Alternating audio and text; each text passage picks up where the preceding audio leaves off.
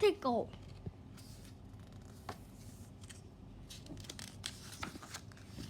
It was a warm, sunny morning in a small house at the other side of the wood.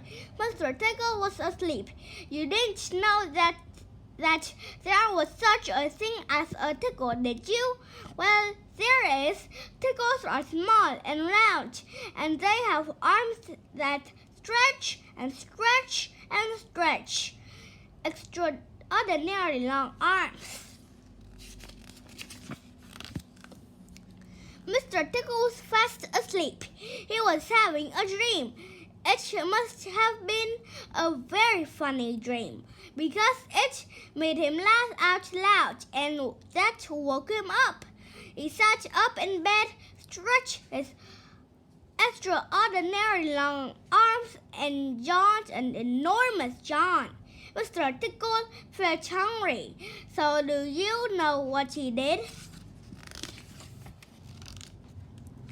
He reached out on one of his extraordinarily long arms, opened the bedroom door, reached down the stairs, opened the kitchen door, reached into the kitchen cupboard, opened the biscuit tin, took out a biscuit, brought it back upstairs, and through the bedroom door, and back to Mr. Tickle in bed. As you can see, it's very useful indeed having arms as long as Mr. Tickle's. Mr. Tickle munched his biscuit, looked out of the window. Today looks very much like a tickling day, he thought to himself. So later that morning, after Mr. Tickle had made his bed and cooked his breakfast, he set off through the wood. As he walked along, he kept his eyes very wide open, looking for somebody to tickle, looking for anybody to tickle. Eventually, Mr. Tickle came to a school. There was nobody about, so reaching up his extraordinary long arms to a hall window ledge, Mr. Tickle pulled himself up and peeped in through the open window. Inside, he could see a classroom. There were children sitting at their desks, and a teacher writing on a blackboard. Mr. Tickle waited a minute and then reached in through the window. Mr. Tickle's extraordinary long arms went right up the teacher, paused, and then tickled. The teacher jumped in the air and turned round very quickly to see who was there. But there was nobody there. Mr. Tickle grinned a mischievous grin. He waited another minute and then tickled the teacher again. This time, he kept on tickling until soon the teacher was laughing out loud and saying, "Stop it! Stop it!" over and over again. All the children are laughing too at such a funny sight. There was a terrible pandemonium. Eventually, Mr. Tickle thought that he had enough fun, so he gave the teacher one more tickle for luck, and then very quietly brought his arm back through the open window.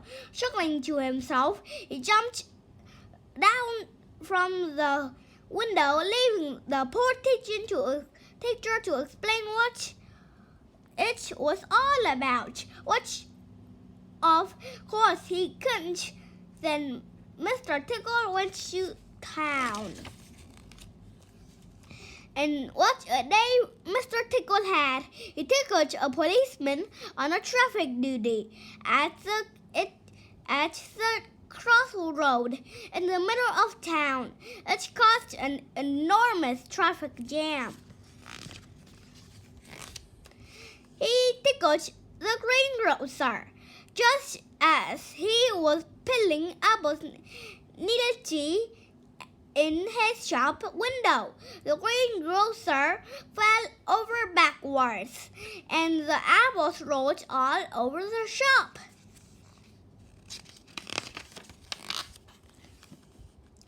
At the railway station, the guard was about to wave his flag for the train to leave. As he lifted his arm in the air, Mr. Tickle tickled him. And every time he tried to wave his flag, Mr. Tickle tickled him until the train was 10 minutes late, leaving the station, and the passengers were furious. That day, Mr. Tickle tickled everybody. He tickled the doctor. He tickled the butcher. He even tickled old Mr. Stamp, the postman, who dropped all his letters into a puddle. Then Mr. Tickle went home, sitting in his armchair in his small house at the other side of the wood, laughed and laughed every time he thought about all the people he had tickled. So, if you are in any way ticklish, beware of Mr. Tickle and those extraordinary long arms of his. Just think, perhaps he's somewhere about at this very moment while you're reading this book. Perhaps that extraordinary long arms of his is already creeping up to the door of this room. Perhaps it's opening the door now and coming into the room. Perhaps before you know what is happening, you will be well and truly tickled.